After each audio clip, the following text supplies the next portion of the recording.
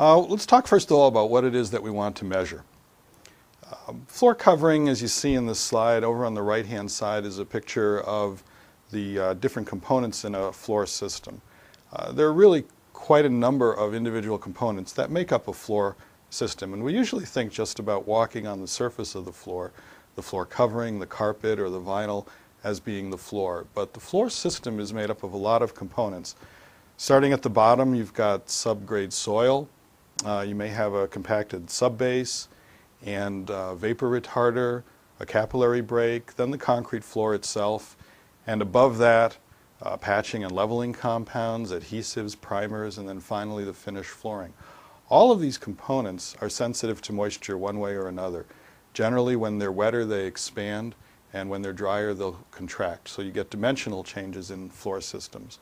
Floor coverings, adhesives, primers, patching compounds can all be sensitive to moisture and high pH and can break down when there's a problem. So what we're going to try to do is to understand the moisture condition, not right at the surface, but actually down in the flooring system in the middle of the concrete. And that's best measured by relative humidity. On the next slide, you see a list of the different types of floors in terms of their location relative to the ground. Floors above grade can be generally considered elevated floors, and there's generally two types. A structural floor slab, which is a concrete floor that supports itself, or we can have concrete in steel deck. Normally that building is framed in steel and corrugated or ribbed steel sheets support the concrete floor. Those are all considered elevated floors. Slabs on ground, often called slabs on grade.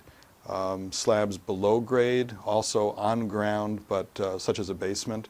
And whether it's residential, commercial, or industrial doesn't matter. All these types of floors can potentially have moisture problems and need to be tested for moisture. There are many different sources of moisture in the slabs. This next slide gives you some idea, broken up into three categories: above the slab, below the slab, and in the slab. Moisture above the slab can come from the ambient relative humidity in the room. The airspace over the floor during construction may be uncontrolled. On hot, humid days, moisture goes into the concrete. On drier days, it's coming out. We can have precipitation in the form of rain or snow or fog that can get onto the slab.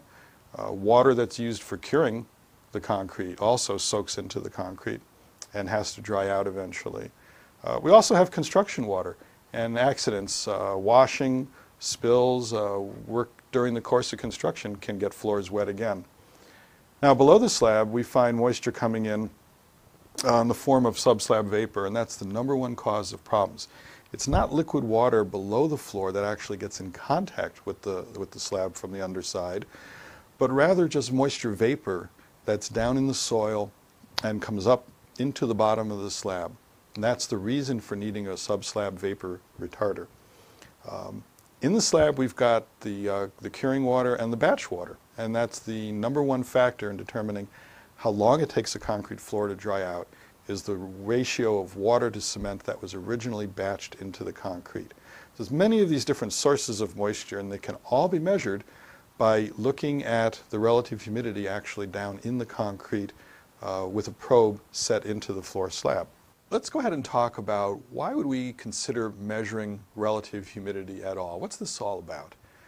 Well, it turns out, based on 20 years of experience measuring relative humidity in slabs and troubleshooting the performance of different kinds of flooring, we found that RH really gives the most accurate, useful picture of the true moisture condition within a slab. We're actually getting down into the concrete, measuring the moisture in the concrete, and we'll find out in a little while that that relates very well to the performance of floor coverings and adhesives.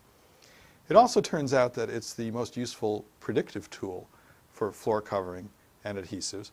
We can actually determine the bond strength of adhesives or coatings to a concrete floor under different moisture conditions. And therefore we can establish in the laboratory the different levels of humidity in the floor under scientifically controlled environment, how floor coverings and adhesives performed, and then relate that to the actual performance out in the field. In that way, relative humidity turns out to be the most useful and scientifically valid tool of all the different techniques that have been tried over the years for looking at the interaction of moisture in concrete and floor coverings or coatings.